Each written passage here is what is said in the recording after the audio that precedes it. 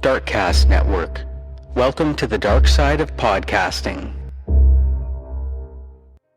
Asha Degree was a bright, talented, happy 9-year-old living with her parents and brother in Shelby, North Carolina. She was an excellent student and the star of her basketball team. She was surrounded by grandparents, aunts, uncles, and cousins. There was no shortage of love in Asha's life, but in the early morning hours of February 14th, 2000, Asha took her backpack that she had packed with several changes of clothes and slipped out of her house. Several motorists later reported seeing her walking alone in a rainstorm at around 4 a.m. Where was Asha Degree going? What or who made her leave her home that night? After over 20 years, this remains one of the most confounding cases, not only in the small town of Shelby, but in the entire country. When a person goes missing, there's a special kind of pain in the not knowing. I want to tell you the stories of those who never came home. Today, I want to tell you the story of Asha Degree. I'm Kona Gallagher. And I'm Ethan Flick. And this is And Then They Were Gone.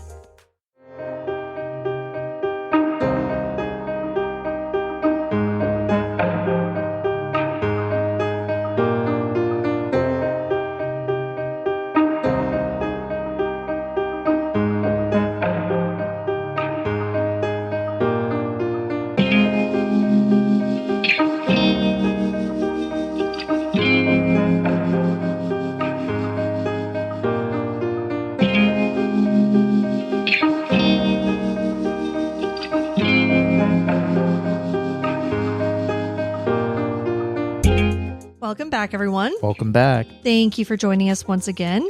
Again, I am Kona Gallagher. And I'm Ethan Flick. And we are the husband and wife team behind this podcast. Each week, I tell you the story of an unsolved missing persons case. Ethan doesn't know anything about this going into the episode, and he's here to provide his reactions and questions in real time, hopefully asking some of the same ones that you're having at home right now. Before we get started this week, I want to give a special shout out to our newest member over on Patreon, Nicole P. Thank you so much for your support, Nicole. It really means a lot to us. Thank you very, very much. If you join us over on Patreon at any level, you can listen to these episodes early and ad-free.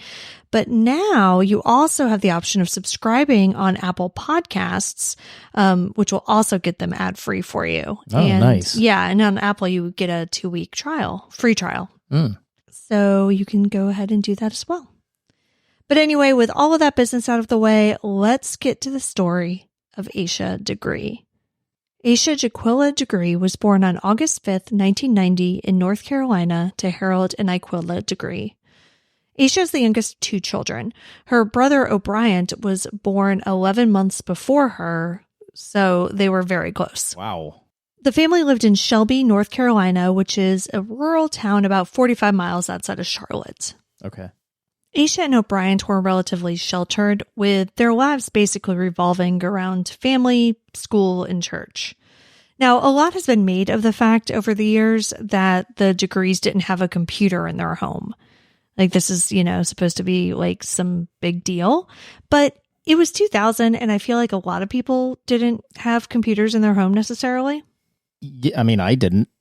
2000, I guess I did when I was in college, but like 1999, I didn't.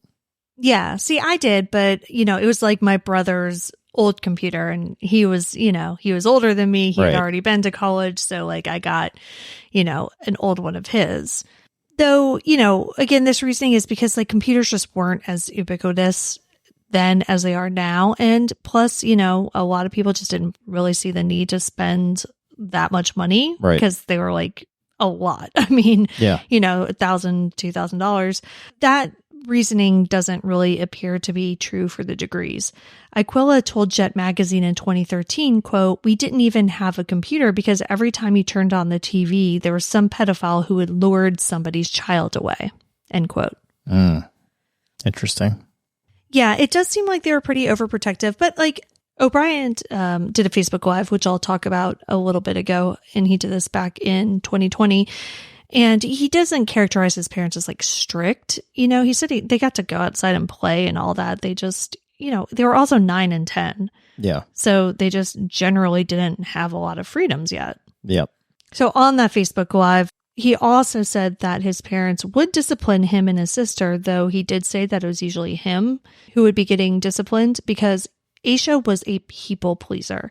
She did not like people to be mad at her. Like, she always tried to do the right thing. And, O'Brien... He was a little rambunctious boy. Yeah, exactly, right? He did say that he would receive whoopings, as he called them, but he doesn't seem to characterize this as abuse. Okay. Asha was 9 years old in 2000, and she was in the 4th grade at Falston Elementary School. She was also a star basketball player playing point guard for her team. Asha's parents describe her as a well-behaved kid, like I said. Like, she did not test boundaries. She was the one who just wanted to make everybody happy and basically did what her parents said. In an interview with the Charlotte Observer, her aunt, Patricia Banks, said, quote, "She doesn't even open the front door for me without getting her mother's permission, and I'm her aunt." Wow. Yeah. The weekend of Valentine's Day 2000 was a 3-day weekend for Asha and her brother, with school being closed on Friday, February 11th. That day, Harold and Aquila still had to work, so the kids spent the day at their cousin Keisha's house, who lived in the same neighborhood. Harold's mother also lived across the street from the family, and it seems as though the entire Degree family was really tight-knit. Several family members lived in that neighborhood, and I think a lot of them lived together because Aquila said in that Jet interview that I mentioned that her mother-in-law was across the street, but then I read in a separate article that, like, the kid's uncle lived across the street, so I think maybe they lived in the same house, and then, like, their oldest cousin, Keisha, who had babysat them, it's usually reported that it was their aunt who looked after them that day. And I think it might have been the same house, but it was actually their cousin who was looking at them. And apparently her sister would also watch them a lot. Like, it just seems like there's a ton of family all around this neighborhood. Very close. Yeah. That day, the Friday, like I said, they were with Keisha, and both of the kids had basketball practice later in that afternoon. So they went to that practice as normal, which was held at their elementary school. Maybe it's just this area, but like I'm shocked that an elementary school has a basketball team. I don't think it's the elementary school basketball team. I think it's like a private thing that they just practice at the elementary school. Gotcha. Yeah. But either way, I mean, the kids were both like really into basketball at a young age from what it sounds like. Cool. The next day, on Saturday, February 12th, both Asha and her brother had basketball games. Now, as I said, Asha was a star point guard, but in this game, she fouled out. Oh. And this maybe led to her team having their first loss of the season. Oh. Yeah, so she was understandably upset. I mean, so were her teammates. They were all apparently like crying at the end of the game, according to their coach. But, you know, she was also 9. So according to everyone who was there, like her parents, the coach, you know, everyone, she got over it pretty quickly. And so did the rest of her teammates. The family stayed to watch O'Brien's game, which was after hers, and then they went home. Now that evening, talk about this close family, Asha had a sleepover with a dozen of her cousins. A dozen like cousins? A straight up 12 plus. Somewhere between like 12 to 15 cousins. Wow. The sleepover was hosted by her 15-year-old cousin, Katina Degree. Chanel Degree, another one of Asha's cousins who was at the slumber party, said that Asha was happy that night and was dancing and laughing along with everyone else. And this is important because, you know, there have been 1.5 billion theories about this case. And one of which is that what ends up happening is related to her being incredibly like upset over this basketball game. Okay. But, you know, based on everybody who was actually around her for the rest of the day on Saturday, it truly doesn't seem like that was the case. The next day, the family attended church at Macedonia Missionary Baptist Church, followed by lunch at one of their aunt's houses. Asha was happy because she had received an early Valentine's gift from her grandmother, which was, of course, candy. Right. In true grandma fashion. Later that evening, however, Asha seemed tired, probably because of that sleepover with like a dozen of her cousins. Yeah, I can't imagine there was a whole lot of sleeping at the sleepover. Yeah, and this family doesn't seem like the type who would go to like the 10 or 11 a.m. service. So like they went to church the next morning. I'm betting it was pretty early. She also complained of having a headache, and according to Harold, Asha went to bed early at around 6:30. However, a storm rolled in a few hours later, and the thunder and lightning woke Asha up, so she rejoined the family in the den where they were all watching TV. Now, this is February, and it's North Carolina, so it's not like, it was like snowing or anything like that, but it does get cold down there. Mm-hmm. And it was rainy and a little icy that night. And shortly after Asha, came out into the den, there was a car accident nearby where the car hit an electric pole and knocked out power in the neighborhood. And so this was around 9:30, somewhere in there. The house is completely dark, obviously. There's no more TV, no lights. And so Aquila and Harold told the kids to go to bed because, like, what else are you going to do? Yeah. And, they, of course, were complaining, like, oh, I'm not even tired. But they're like, just go. Just lie down. Like, So the kids got changed into their pajamas and went to bed. Aquila said that she kind of like stayed on the couch and just kind of dozed off a little bit and then woke up. And this timeline of like the night is really confusing because I've heard just it's over 20 years, right? And like I've found in researching these cases that if you get a story that's this old, the timeline gets really funky. Yeah, I mean, people misremember things. 20 years is a long time. It's also like a game of telephone, Right. You're saying one thing to a reporter, the reporter maybe writes down something else that gets picked up by a different report. It's like, who knows, right? Yeah. Now, I did see in a 2023 interview, so a very recent interview with Aquila, she's talking about putting the kids to bed and kind of dozing off on the couch. But in the original newspaper articles 23 years ago, her whereabouts aren't really mentioned in them, but Harold said that he ended up going to sleep around 12:30, and on his way to bed, he checked on Asha and O'Brien, who shared a room, and saw that they were both in their bed sleeping. What time? You said 12? About 12:30. 12:30. Now, in later stories written about Asha, the timeline shifts a little bit. Now, this 12:30 check-in still happens, but apparently at some point, and I can't find the origin of this because it's not in the very first articles, but it's in everything that's like currently written about the case. So I don't know where this happened, but at some point, he says that he actually went to bed at 2:30 a.m. and checked on the kids again and saw them both in their beds at 2:30. I want to make it clear that the 12:30 time from the very first article is a direct quote from Harold. I've never seen a direct quote from Harold saying 2:30. Saying 2:30. Okay. So I just don't know about that. And it's a little weird to me because Harold worked second shift at PPG, meaning that he would have likely started work around 7 a.m. So 2:30 seems like a pretty late bedtime to me. Yeah. Now, what makes more sense would be if he actually went to bed at 12:30, checked on the kids, and then got up to use the restroom or something at 2:30 and checked on them again. Right. Before going back to sleep. And again, I don't want it to sound like this disparity is due to anything nefarious. I just really think that it's accidental misinformation that we see in these cases. Sure. Yeah. I mean, but it is a 2-hour time gap. It is. And it's confusing because again, in this 2023 interview, Aquila says that she checked on the kids a little bit after midnight. She says that it was because she was dozing on the couch. The power came back on and it like startled her awake. Okay. And so she wakes up. It's a little after midnight. She goes, checks on the kids, goes to bed. But then, like I said, Harold said that he checked on the kids at 12:30. And then somewhere along the lines, he also checked on them at 2:30. Now, interestingly, about 2:30, and this could be where the 2:30 time came from.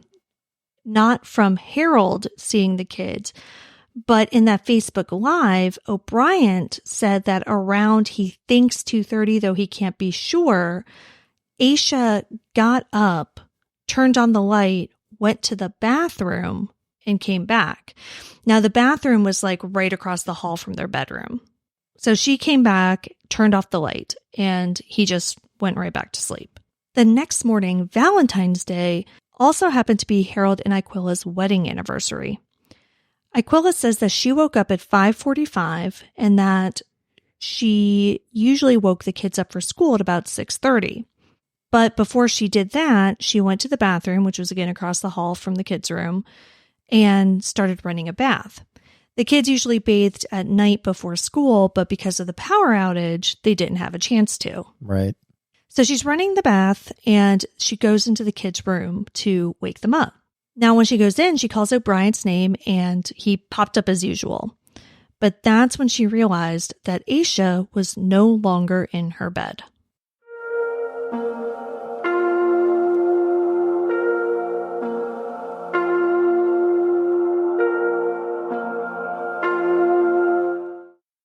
In that jet interview I mentioned earlier, Aquila described what happened next.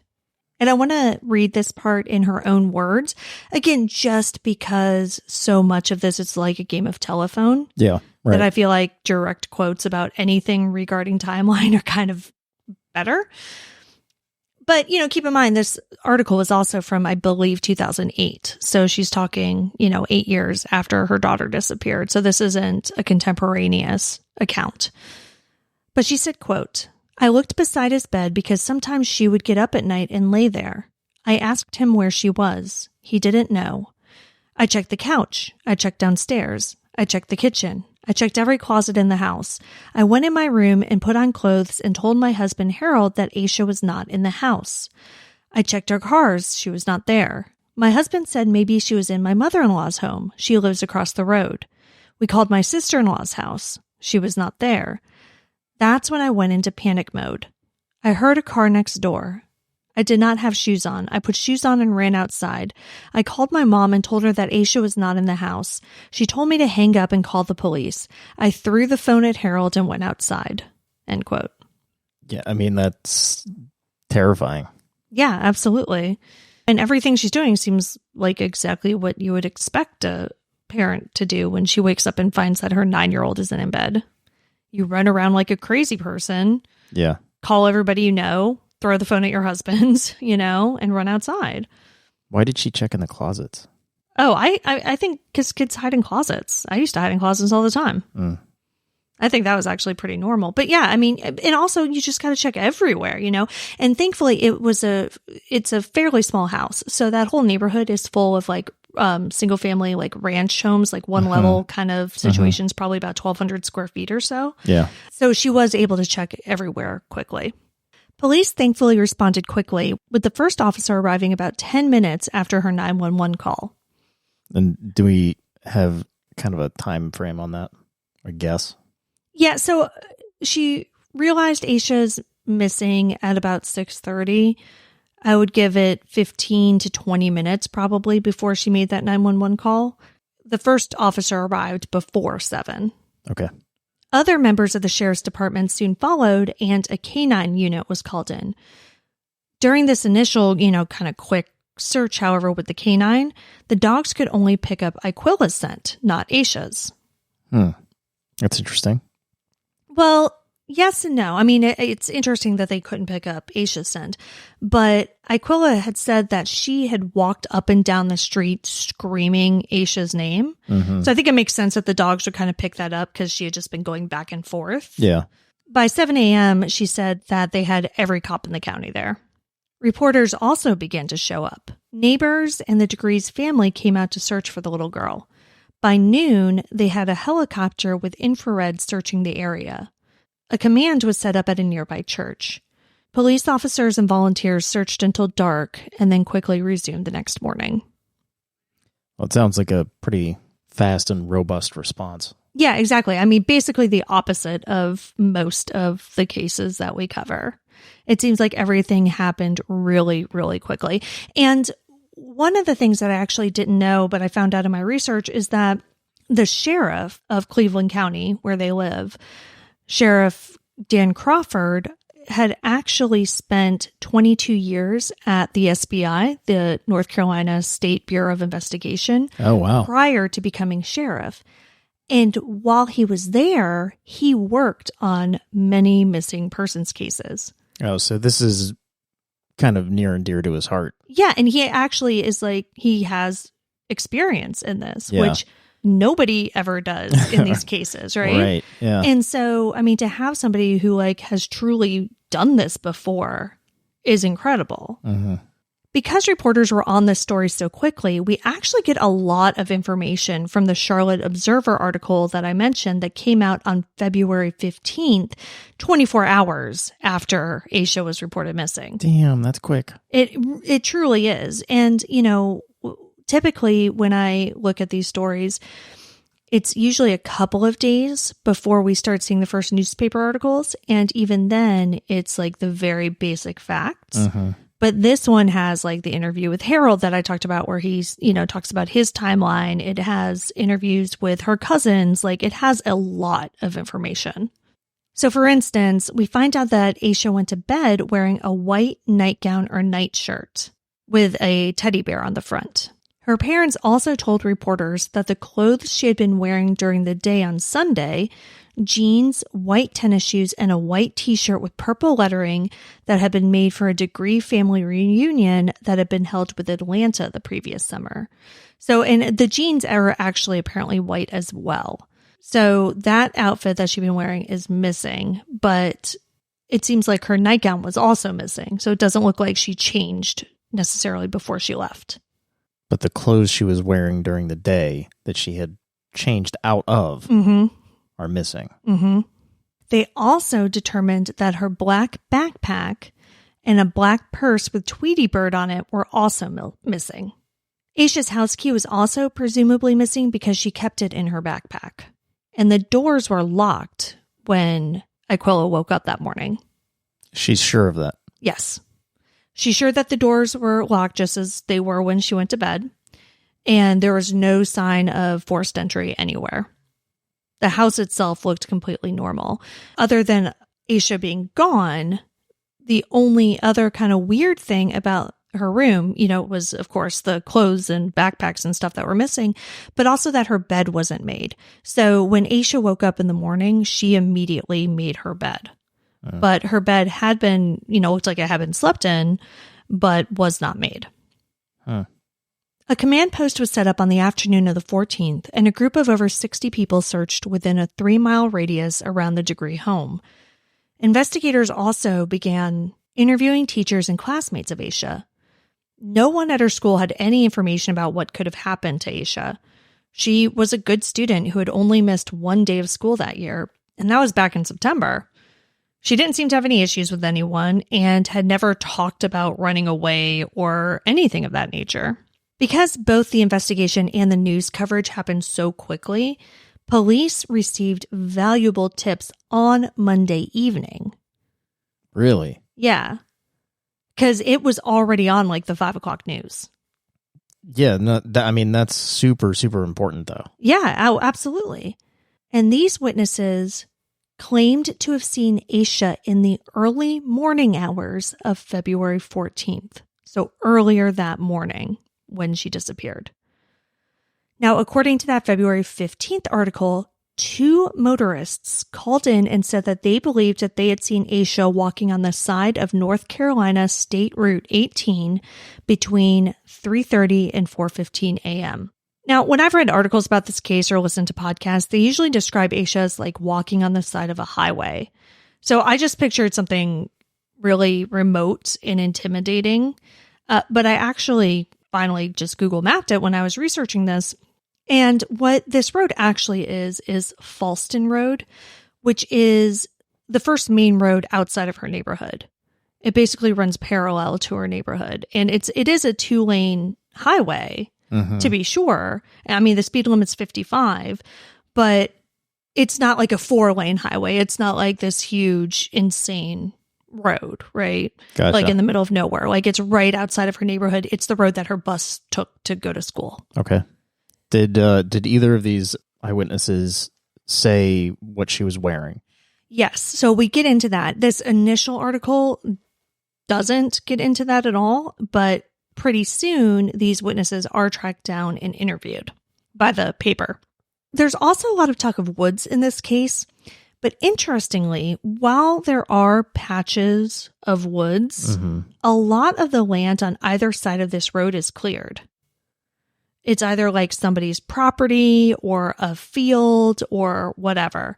But the portion of road where the motorists claim to have seen Asha is one of the woody parts.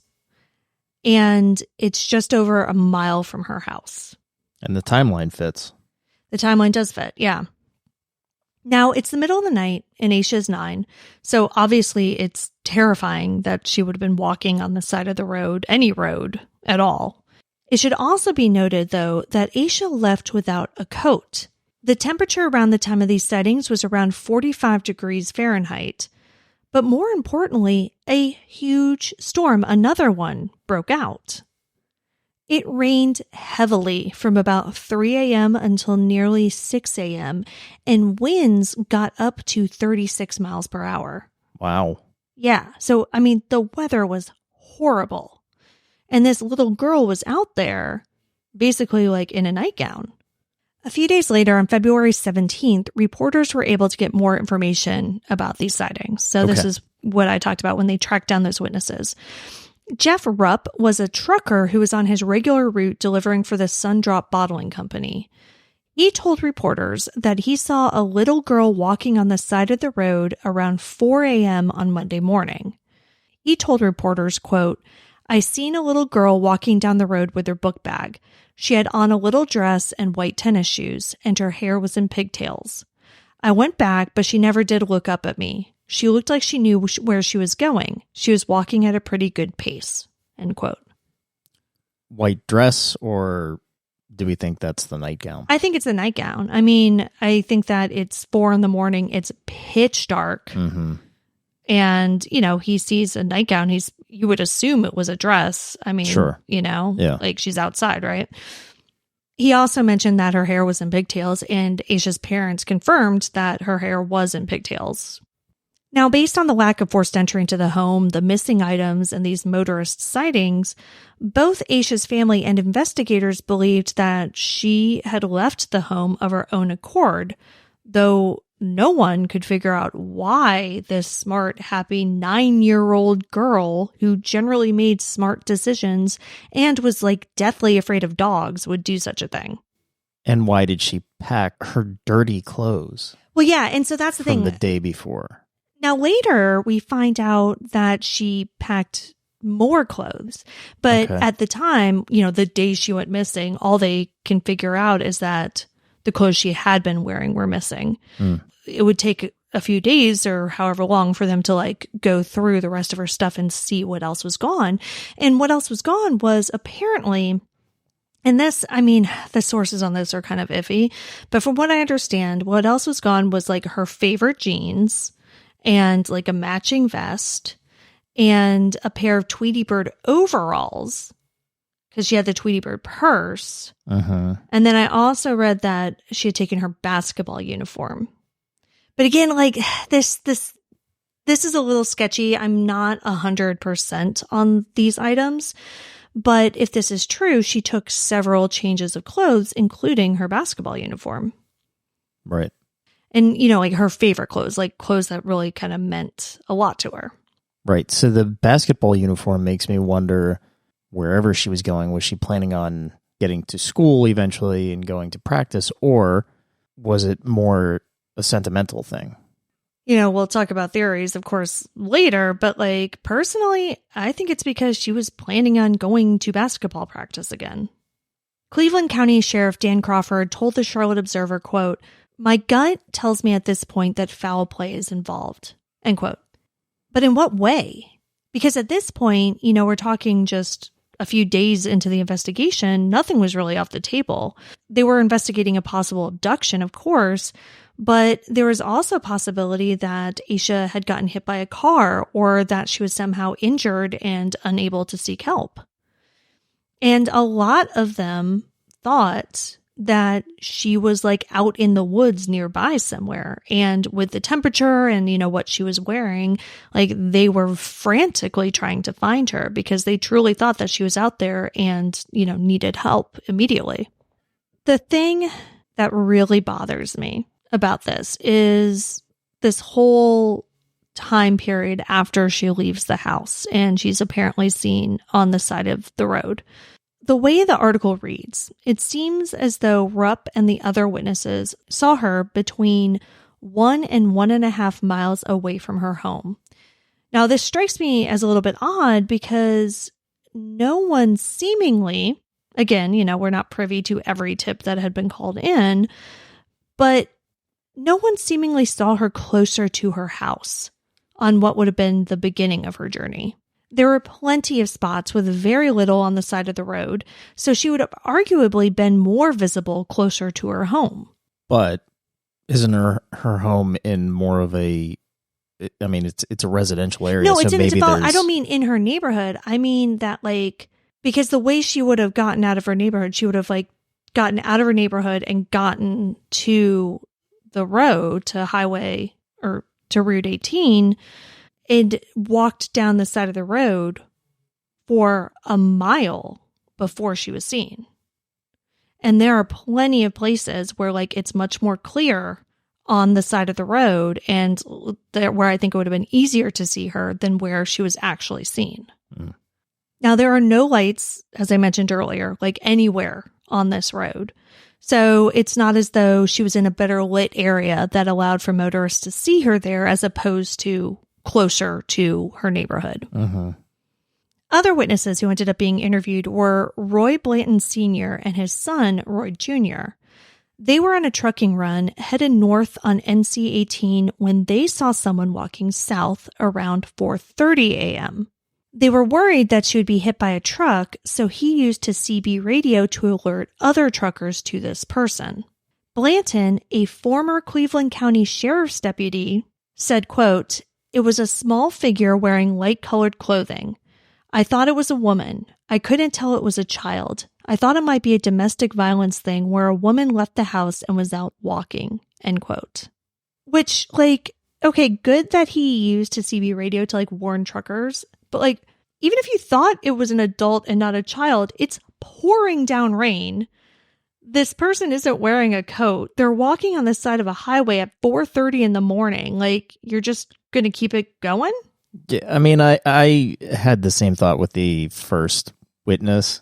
It was the first witness even said, he could tell it was a little girl. Yeah. At 4:30 in the morning, whenever. At 4, yeah. He just kept on going. Yeah, I always thought that was weird too. But we'll get a little bit more into his story and what he actually did do. Oh, okay.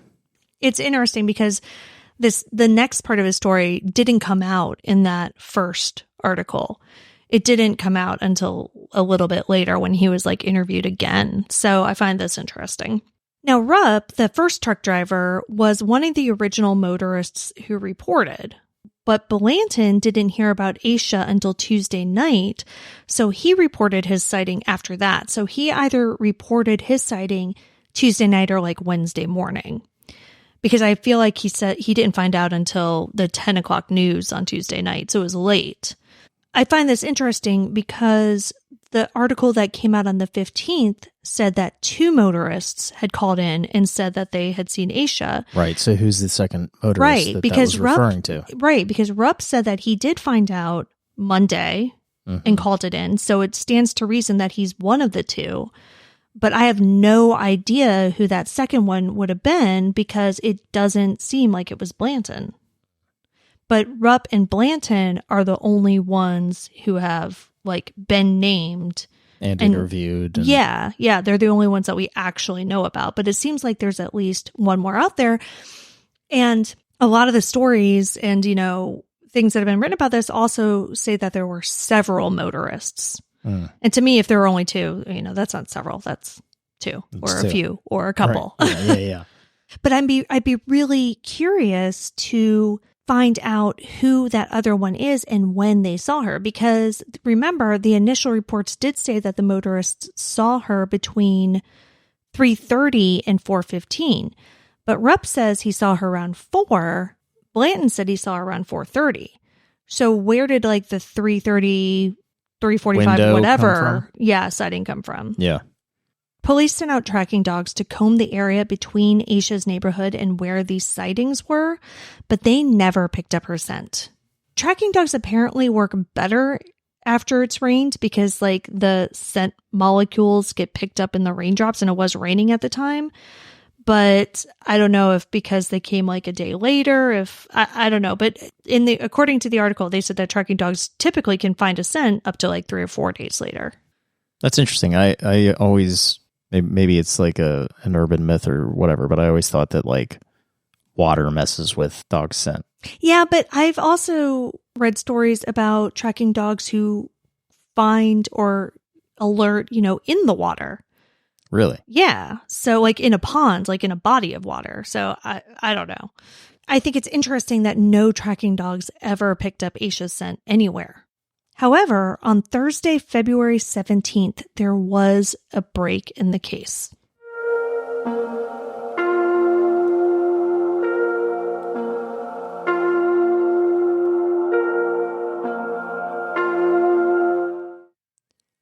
Rupp, who incidentally took and passed a polygraph given by the FBI, took investigators to the spot where he saw Asha. Now, this is where we get the rest of his story. And I don't mean to say that in a nefarious way, like he was holding things back. I'm sure he gave the entire story to the police. Right. I just mean from like a newspaper perspective. Yeah. So he says that he actually drove by Asha, like you said, but it's dark as hell. The speed limit, like I mentioned, was 55. So he's going pretty fast. He passes by. He probably doesn't even really realize what he saw at first, right? Yeah. So he said he circled back around and kind of like, just to see what actually was going on. This is what's weird. Is he says he actually ended up circling back around 3 times. Before seeing her again? I don't know. But on the 3rd time, he did see her. And as he approached, she took off and ran into the woods. And it was really foggy at the time. So like she took off and he immediately lost sight of her. But even after all that, he didn't call 911. He only called police after he saw the news report about Asha's disappearance. Yeah, I mean, it's tough to, we're Monday morning quarterbacking and like thought process that early in the morning. What is he going to say when he calls the cops? He thought he saw a little girl out on the street and she ran away from him. Like, you know what I mean? Yeah, I don't know. Yes. Yeah, sure. But we're looking at things through a lens of, we know there's a missing girl and he didn't. Sure, but he knows that there was a little girl who ran into the woods at 4 a.m. Like, that's not okay. And it's a storm. She doesn't have a coat on. I'm just trying to not judge him. Yeah, no, like this isn't about judging him. It's just about like, I don't know, man. Everything in this case from start to finish is incredibly confounding. Where he took investigators was about a mile away from Asha's house and about a half a mile closer than where it seems Blanton says that he saw the girl, though, again, the time and the distance on these sightings is pretty iffy. Now, the location that Rupp took them to was on property owned by Charles Turner. Now, he owned an upholstery business at that location that still operates today, basically. That day, and we're talking about Tuesday. Searchers were out on horseback, and they went onto the property and asked the Turners to take a look around, basically. They're like, hey, we got this report that this little girl kind of ran in this direction. Like, can you look around your property, see if you see anything weird? So Turner's upholstery co-owner, Raleigh Turner, searched the property with her daughter, and this included a doorless outbuilding that apparently used to be like a chicken house Not like a chicken coop, because it's like a full shed type situation, but apparently chickens used to be kept there a long time ago. Okay. But at this point, it held old furniture and farm equipment. Now, inside, when Raleigh went in there, they did find some weird items, including a school photo of a little black girl close in age to Asha. Now, Raleigh told reporters that it's like not uncommon for photos to fall out of old furniture. And, you know, they had an upholstery business, so like they obviously dealt with a lot of old furniture. Yeah. But, you know, she took the photo, handed it over to police, and they showed it to Asha's family. The photo was not of Asha, though, and it wasn't anybody that they recognized. So it could have just been a random photo. It could have been, absolutely. Now, frustratingly, because that photo didn't mean anything to the Degree family, the Turners did kind of assume that it was just like a random photo that had fallen out of something and had nothing to do with anything. And because of that, they didn't turn over the other items that they had found in the building. Okay. So on Thursday, now this was all happening Tuesday. So 2 days later on Thursday, searchers were back out in the area and they found a candy wrapper by the same outbuilding. When they asked the Turners about this, they mentioned the other items that they had found, which they had kept and was basically just like in a pile on their porch. So when these items were shown to the Degrees, they freaked out because they immediately recognized some of them as belonging to Asha. There was a yellow plastic hair bow, like a barrette basically, with a teddy bear in the middle, a pen, and a white pencil that said Atlanta on it. Now remember, the family had had their reunion the previous summer in Atlanta, and the shirt that she had worn on Sunday that was missing was from that reunion.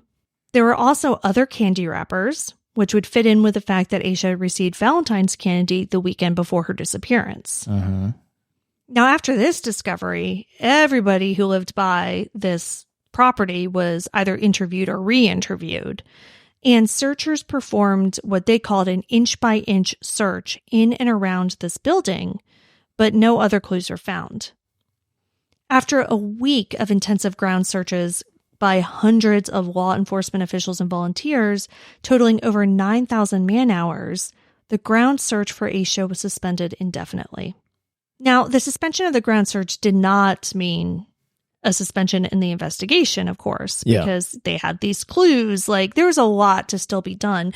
But I think what they determined after a week and 9,000 man-hours is that nothing is going to be found that hasn't already been found. Yeah. That, you know, she wasn't hurt in a ditch somewhere or something along those lines. Yeah. So we have evidence that she was at this outbuilding, but there's no evidence that she died there or came to any harm there or anything. Yeah.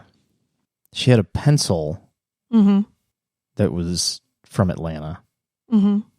She purposely packed her clothes that she wore the day before that referenced the family reunion, right? Yep. Did her parents find it odd that the pencil was there? No, because, I mean, not that maybe, but I mean, nothing that's ever been said. It's entirely possible because this was her school backpack. Oh, that maybe it was just in there. Yeah, it could have just been in there. And, you know, the fact that the pencil and the shirt were there could have just been a complete coincidence. Apparently, there was also a marker that was found at the scene. I don't remember if I mentioned that or not. But yeah, like the barrette, the pencil, the marker, like all of that could have just been in her backpack. Now, one thing that police did that I thought was really interesting was a week after she went missing, in hopes of getting new witnesses, they set up a roadblock at 3 a.m. in the area where she was last seen, hoping to find people who like drive regularly on that road at that time. That's pretty smart. Yeah. So it was, I believe, a 3-hour-long roadblock. It went from like 3 to 6, and they just stopped everybody who came by. Now, unfortunately, it doesn't seem like there were any more witnesses, but I think that was like a really that's cool thing to try. That's really smart. Now, there was also a tip line, of course, by this point, and, we're a week into the case, and over 200 tips had come in, and so the sheriff's department was also combing through those. The FBI and the SBI were also investigating, so they both got into this case very quickly. And Crawford talked about that many years later, and, I think it's because of his experience and knowledge. Yeah, he said that he called them in day one. Like, he wasn't messing around. As soon as he realized that, like, this girl hadn't just wandered off and was staying at a friend's house or whatever, like, he called them in.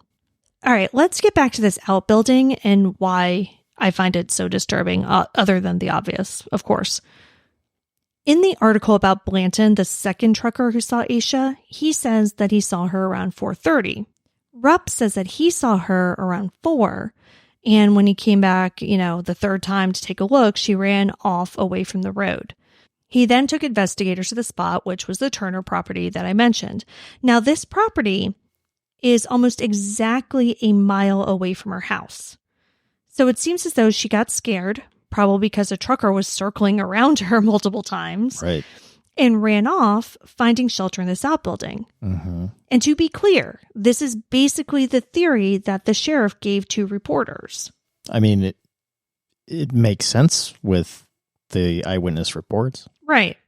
The Charlotte Observer article from February 17th says, quote, ground searchers continue to focus on an area along NC-18 about 1.5 miles south of Asha's house, end quote. Now, the intersection of 18 and 180 is another half mile down the road, making it about 1.5 miles from Asha's house. So if Blanton's sighting was closer to that intersection, the half-hour difference in the two sightings would make sense. Uh-huh. Perhaps Asha hid out for a little while before setting back off on her walk. Uh-huh. However, and I'm going to say everything I'm about to say because I think that this is important, but I will say that the difference between where the two truckers saw Asha and the times could be chalked up to simply they were a little bit off on their measurements or their times. Sure. Or the reporters were a little bit off on their measurements and their times, right? Mm-hmm. So I do want to give that caveat. However, according to another Charlotte Observer article by Joe DePriest, in order for Asha to reach that outbuilding from the road where she was seen, she would have had to walk the length of 2 football fields uphill and cross a 3-foot deep gully. So this outbuilding was not off of the side of the road. It was not visible from the side of the road.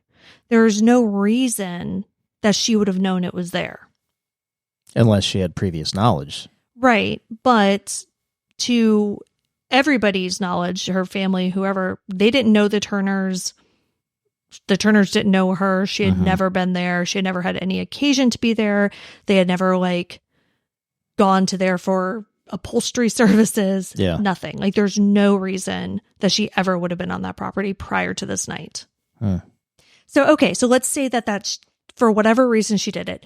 She takes off in the rain, in the fog, into the woods, runs 2 football fields uphill, crosses a gully, this 9-year-old girl, athletic 9-year-old girl, but still.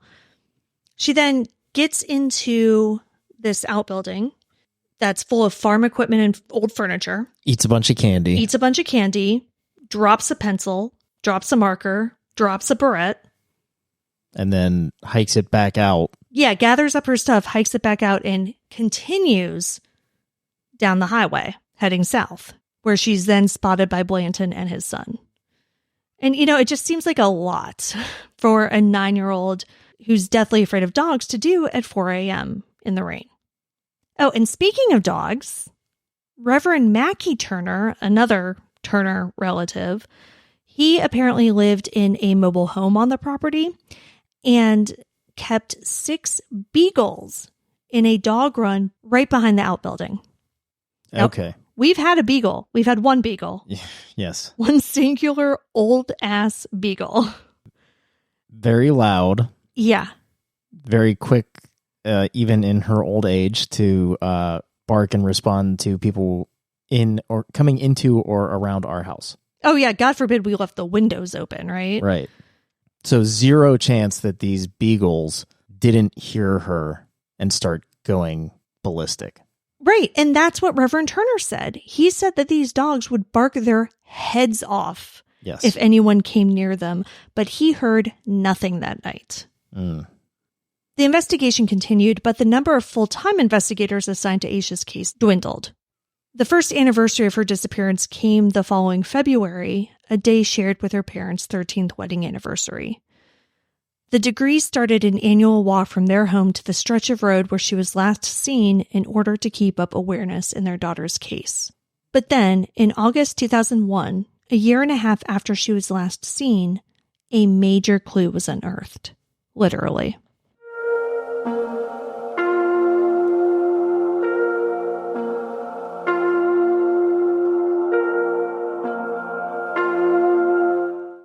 In August 2001, construction workers were grading a path for a driveway in Burke County, about 25 miles away on NC 18 South, the road on which Aisha was last seen. 25 miles away, though? Yep. So they're grading this driveway, and they made a shocking discovery. They uncovered a black plastic bag. Inside of this plastic bag was another plastic bag. Inside of that plastic bag was a black backpack. The backpack had Aisha's name and number in it. The construction workers were so freaked out by this that they immediately called police because I don't think they necessarily even knew who Aisha was. I don't think they recognized the name, but a double wrapped backpack in the middle of nowhere was very concerning to them. Yeah, it's not good. So police came, of course, to the site, and they took the backpack into evidence, and they called Aisha's parents. And Aquila says, she's like, yeah, at that moment, I thought the next thing they were going to tell me is that they found a body. Right. Investigators didn't immediately release the full contents of the backpack, but early reports said that it contained clothing, a piece of paper, and a pencil case. The backpack and its contents were immediately sent to FBI headquarters in Quantico for testing, but it would be years before police would release more specific information on the items found in the backpack. But I think the detail of the pencil case is interesting because I hadn't actually read that before, and that was in one of the original news articles from 2001. Because what tends to get focused on now about the backpack is what police released about the backpack many years later. Okay. So that was the first time that I had heard about the pencil case and the piece of paper that had originally been found in the backpack. But the pencil case makes sense given what we found in the outbuilding. Right. An intense search of the property was launched, both aerial and ground. They combed that property, but while many feared that they would find Aisha's body, no further trace of the little girl was found. Now, I have read that a pair of men's khaki pants was recovered during the search, but no information about any test results from that have been released. And it's just unclear as if that had anything to do or if it was even close to where the backpack was found or just elsewhere on the property. Gotcha. Now, after such a huge break in the case, shockingly, it went dormant for several more years. In 2014, a man named Donald Ferguson was arrested for murdering 7-year-old Sholanda Poole in Greensboro, North Carolina.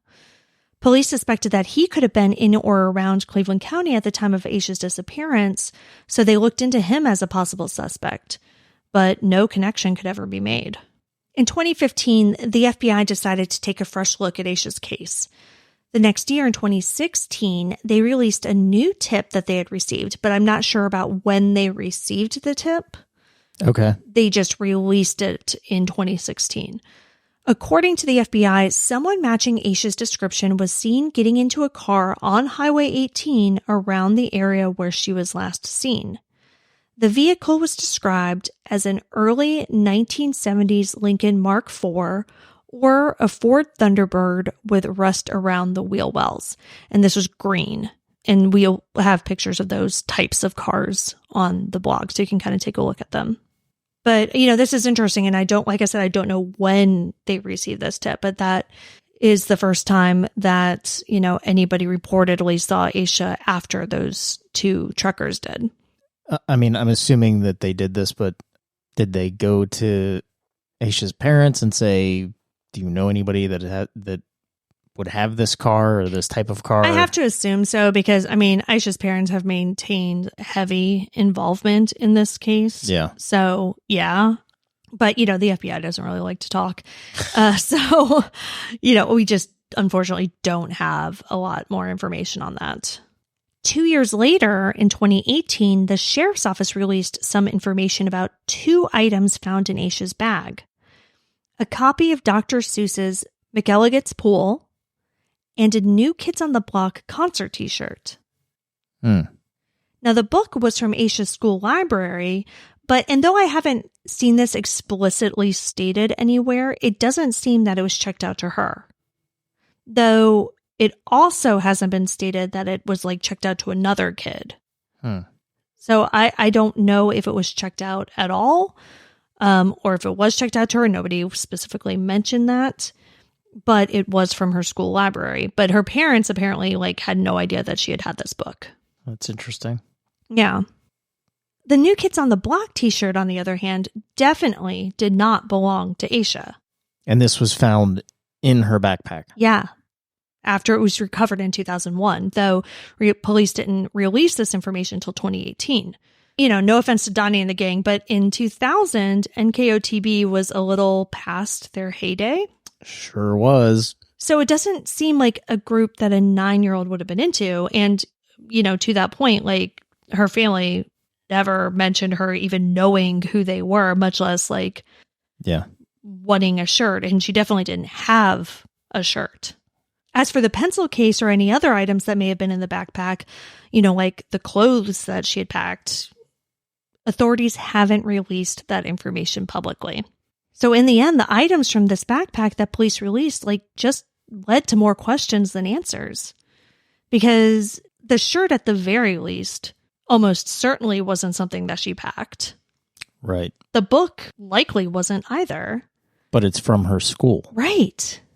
Which means whoever put it there has ties to the school. That's what it would seem like. And then, you have the school picture that was found, which could just be a red herring because, it was not identified as anybody who had gone to her school. Okay. To this day, it's never been identified.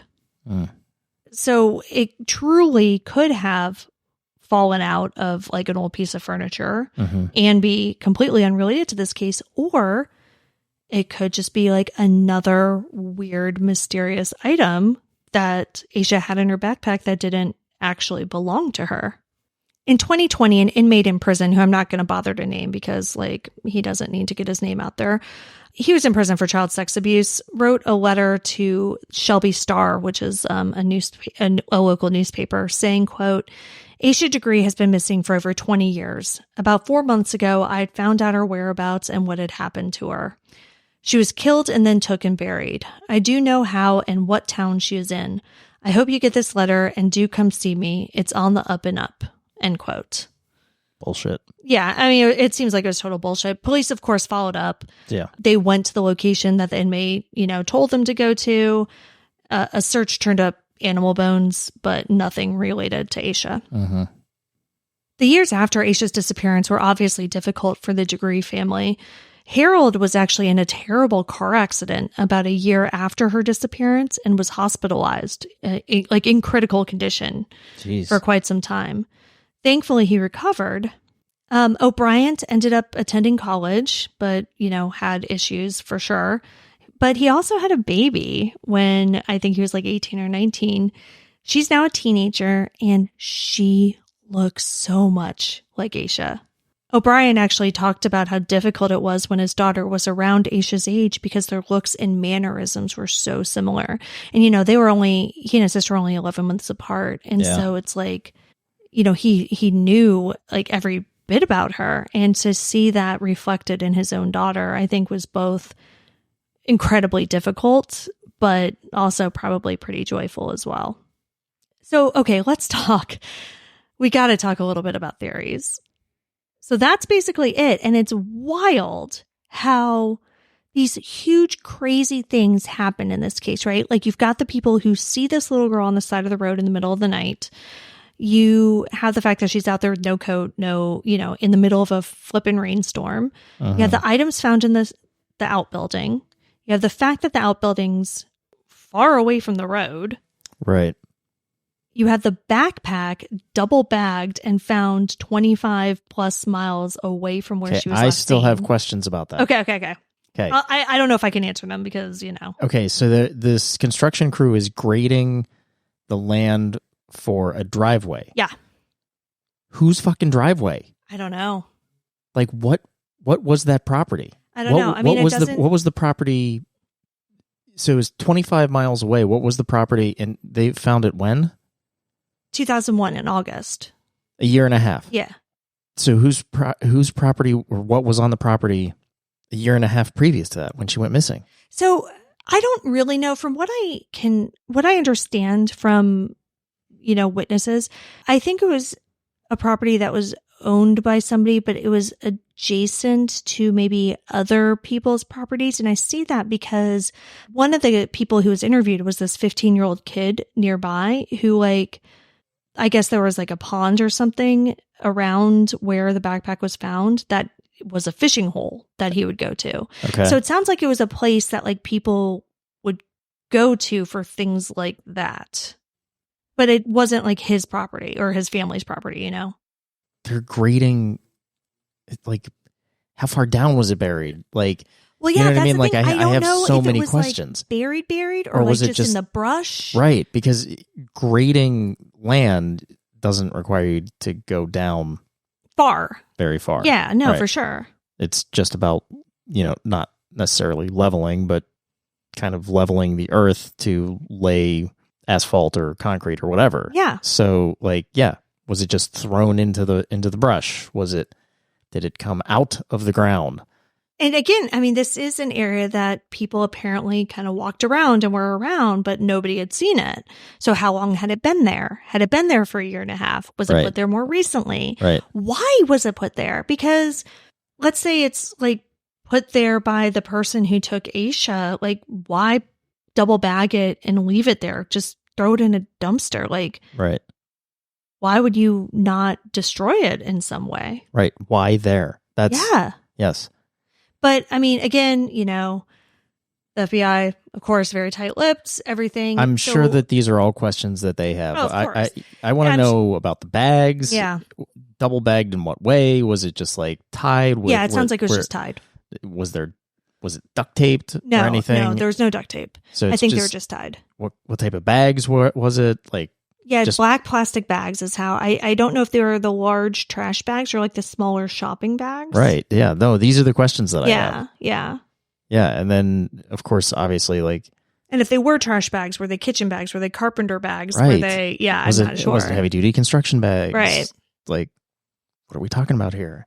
Of course, then you have the T-shirt. I mean, 2000. You're talking about NKOTB was That was 80s. big in the 80s. So Yeah. you're talking about a Like- 15 to 20 year gap. Yeah, like their heyday was before she was born. Yes, and there have been many. This is 2000. This is post resurgence of the other boy bands. This is Backstreet Boys. This is NSYNC. Right. This is 98 Degrees. Yes. Like, yeah. So, like, what the hell does that mean? I don't know. So But- many questions. What I keep going back to, and, there are, like I said, 1.5 billion theories on this case. But in my research, I came across this website, Finding Asha Degree, Shelby's Sweetheart. And it brings up a couple theories that I find interesting. And given what we know about the trucker sightings, the location of the outbuilding, and just Asha's general personality, I don't know. I kind of agree. And so my personal theory on what happened to Asha, and again, who am I? But I do believe, like everybody, her family and police believe that she left her house of her own accord. Well, I mean the evidence points to that. Like, Exactly. There's no other. I don't think that is something that can really be disputed. Right. And so I believe she did. Doors locked, still being locked when her mom finds her, indicates that she left and locked the door behind her. Right. She's walking alone, like, it makes sense. While those circumstances point to a runaway story, that doesn't fit either. Right. Because again, she came from a healthy, happy, loving household. She had family, friend, and community support. Mm-hmm. She was actively involved in, school, extracurriculars, church. She was 9 years old. And, in the articles that came out, like, Nick Mack, of course, was involved. And they're like, yeah, this doesn't make sense. Like, we don't see 9-year-old runaways. Like, typically that doesn't start till age 12. Right. And typically it's not people in Asha's circumstances either. So, like, the runaway theory doesn't make sense. They didn't have a computer. She didn't obviously have a cell phone or anything. So the idea of her being groomed online. Yeah. I mean, that's out. Yeah. It doesn't seem likely. Like, yes. Could she have gone to the school library and gotten on? Like, yes. Sure. But that wouldn't be regular enough contact. Right. Especially given that she went missing over a weekend. Exactly. Yeah. That doesn't make sense either. So what I truly believe is that Asha was abducted. I do not believe that it was a crime of opportunity.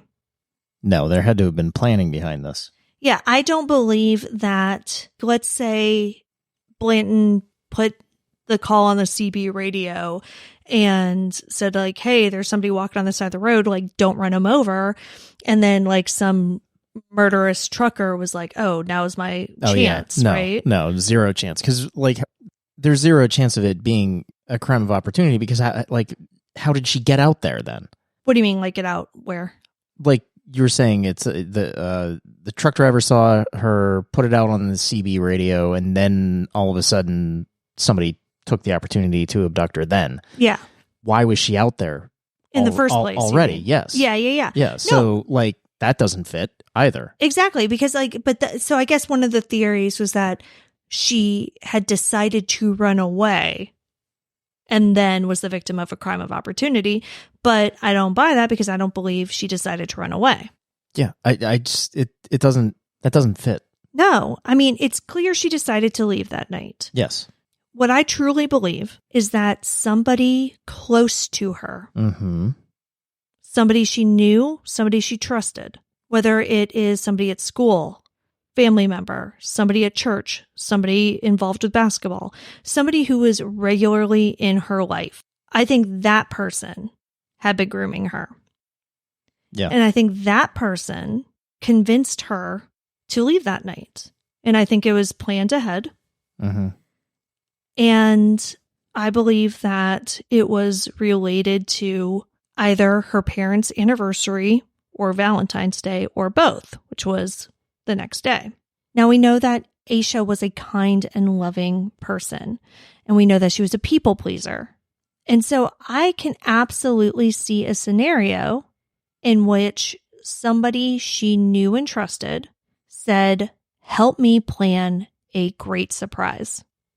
Whether it's a surprise for her parents, a surprise for the whole family, like whatever, help me plan this surprise. They're doing whatever they're doing to lead up to it. I don't know what the surprise is. I don't know if it's a gift, if it's a party, if it's, whatever, right? But I think it's part of that surprise.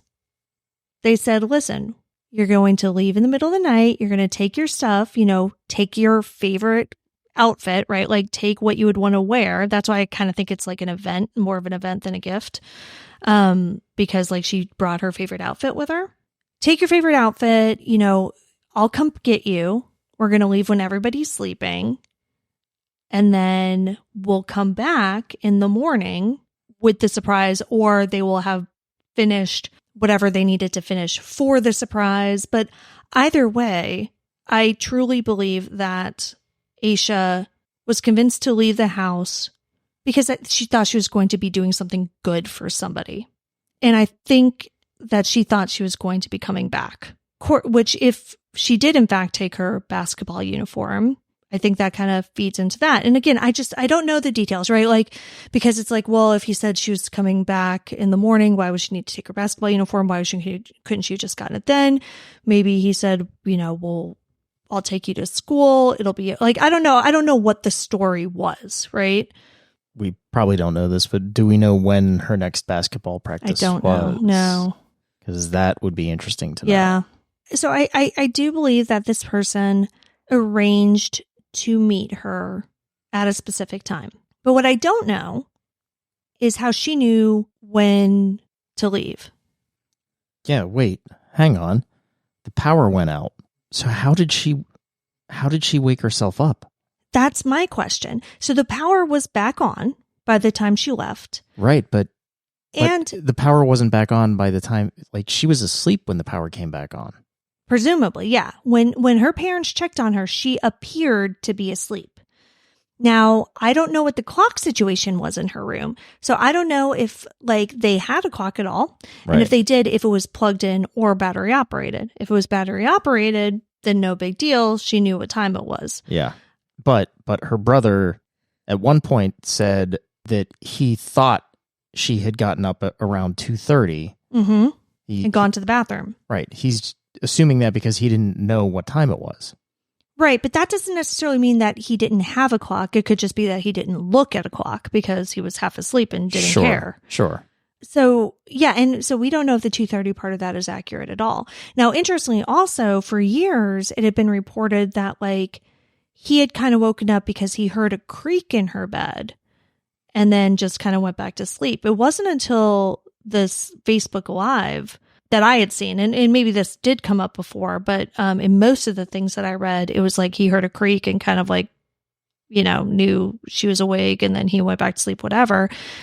But in the Facebook Live in 2020, it's when he said that she had gotten up and gone to the bathroom and come back. So let's assume that it was around 2:30. She's up. She knows when to meet them. If that's the case, and the person was in a car waiting for her, that would explain why her scent was never picked up anywhere. Right. Because if she had walked from her house to where she had been seen, it would stand to reason that her scent would be picked up. So was she picked up? The thing that doesn't make sense about that is then were all of the motorists wrong? Like, how could they be wrong about seeing a little girl on the side of the road? Well, now, I mean, and also then we have evidence of her actually being at that outbuilding. Right. That's the other thing. Now, this is the part of the theory that the author brought up on the blog, which I find extremely interesting. So what if the person did pick her up and it was prearranged? And Either took her to that outbuilding. Well, yes or no, actually. So what if it was prearranged and either the person was there to pick her up or the person lived nearby and it wasn't a prearranged time necessarily. It was just supposed to be sometime after everybody's asleep. And she just happened to wake up at 2:30 to go to the bathroom. And she's like, okay, well, I guess now's the time, and decides to leave and goes and meets this person. So let's say the person's, so I don't know, maybe the person comes to her, maybe she goes to them, but either way, it's a car and the car's nearby. Now, the theory that this person came up with that I find interesting is that the sightings were done on purpose to make it seem as though she was a runaway, or, you know, and that she had decided to leave of her own volition and left on her own and kept on going on her own. So what they think could have happened is that Asha could have been driven to around where she was seen, let out of the car, and the car, you know, hid somewhere off of the road. And she walked in this area, specifically so passing motorists would see her. I know. Again, it's a theory. Like, nobody fucking knows. Yeah, nobody knows, but that's some deep conspiracy shit right there. Yeah, maybe. But, you know, nothing else makes sense. You know, I feel like everything's crazy, right? So the theory goes that, like, okay, they do this. The person who takes her is confident that she was seen. They pick her up. They take her to wherever they take her to, do whatever it is they did. Asha is reported missing the next morning, shit starts like popping off, right? I don't know if this was maybe part of the original plan or maybe the person was like panicking and, you know, wanting to try to throw the investigation off more. But I personally am kind of with the theory that Asha was never in that outbuilding. I kind of believe that those items were planted there by her abductor.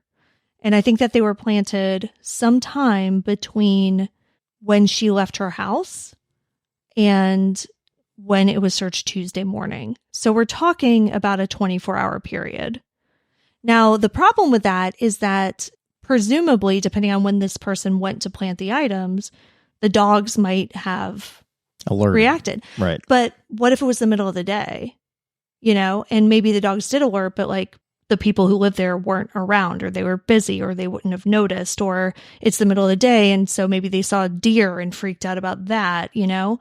Could that person have made it to that outbuilding and planted those items? Not like in the middle of the night, you know, maybe during the day, maybe early evening, maybe dusk, like maybe, you know, some time where the people and maybe even the dogs would have been otherwise engaged.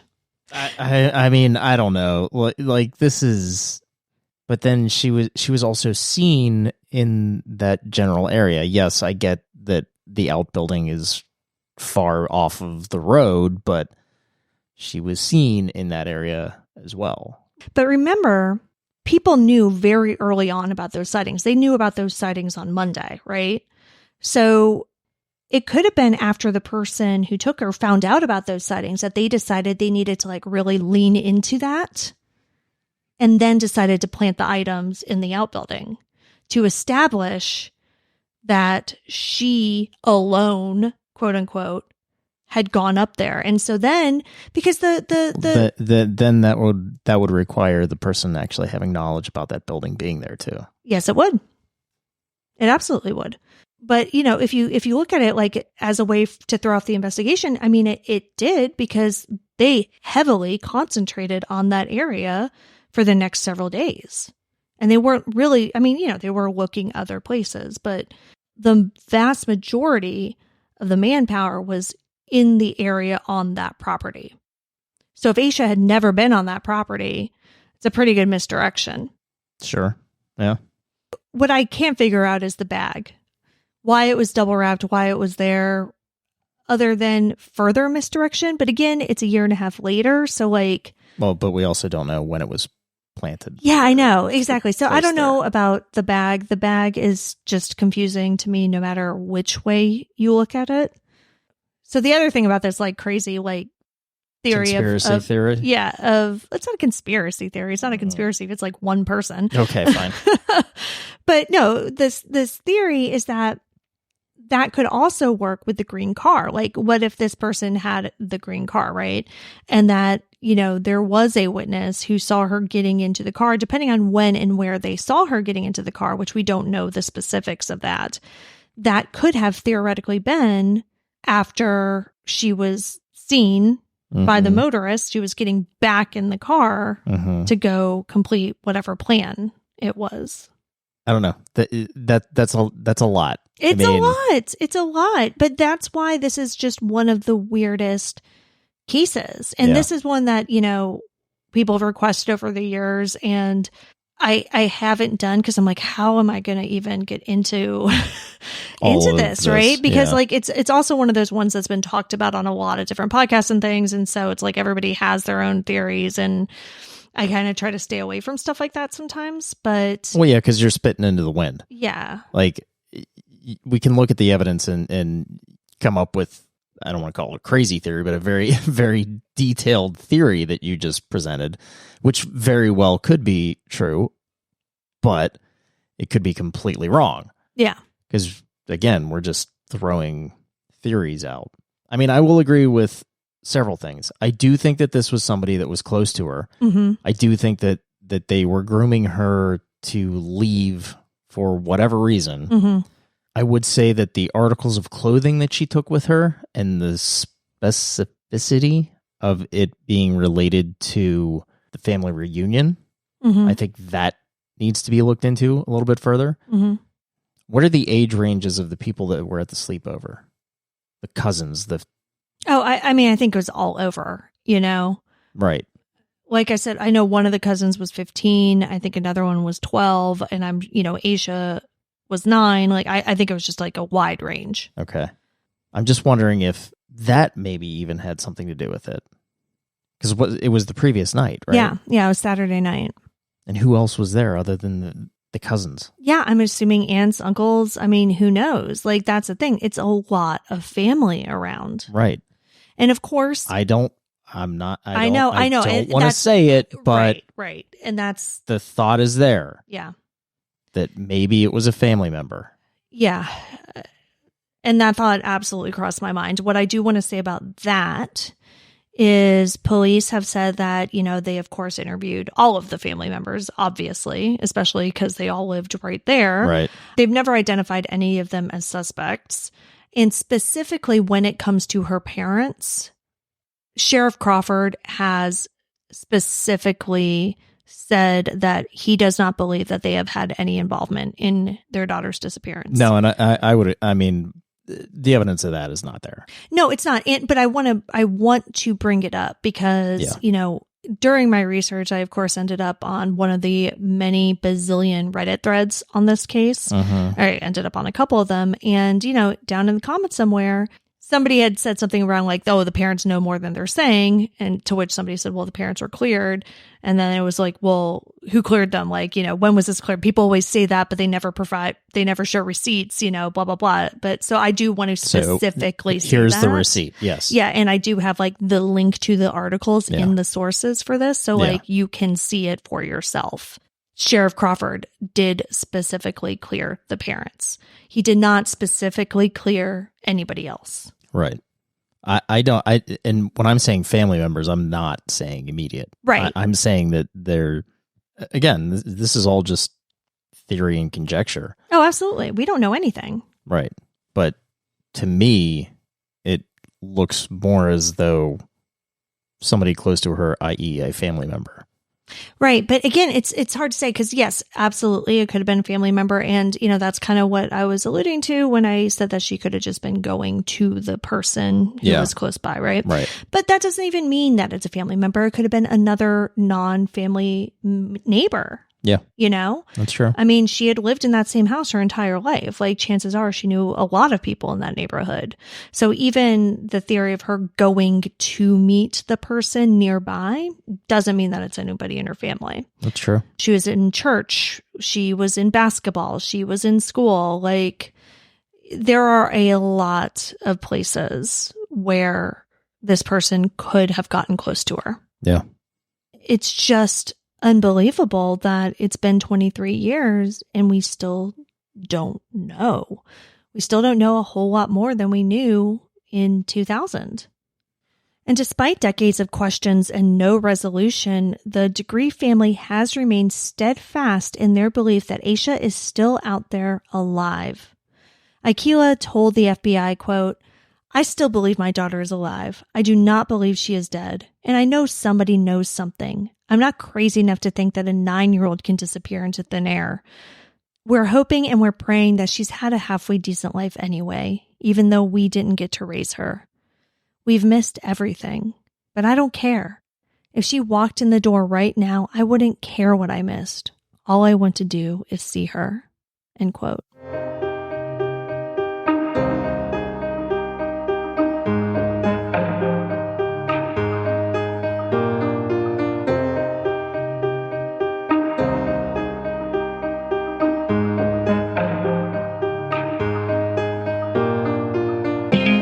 Asha Degree has been missing from Shelby, North Carolina since February 14th, 2000. She's a black female with black hair and pigtails and brown eyes. She was approximately 4 foot 6 inches and 60 pounds at the time of her disappearance. She was last seen wearing a white nightshirt or nightgown with a teddy bear on the front and white size 3 Nike tennis shoes. She was carrying a black backpack.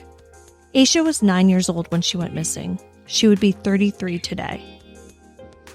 Anyone with information on the disappearance of Asha Degree is asked to call the Cleveland County Sheriff's Office at 704-484-4788 or the FBI at 704-672-6688. $6,100. There's a $45,000 reward for information that can help solve this case. You can see all the sources for this episode along with photos and videos at our website, andthentheywegone.com. And be sure to follow us on social, and Then They Were Gone Pod on Facebook and at ATTWG Pod on Instagram, TikTok, and Twitter. If you like what we're doing, please subscribe and consider leaving a 5-star review on Apple Podcasts. It will help new listeners find us. And the more people that listen, the more chances we have of bringing someone home. And we'll see you here next week for a brand new episode. See you next week. And Then They Were Gone is hosted by Kona Gallagher and Ethan Flick. All research, writing, and editing is done by me, Kona Gallagher. Theme music is The Stork by Ketsa. Additional music is provided by Kai Engel. And Then They Were Gone is a Little Monster production. Hey, you can do it!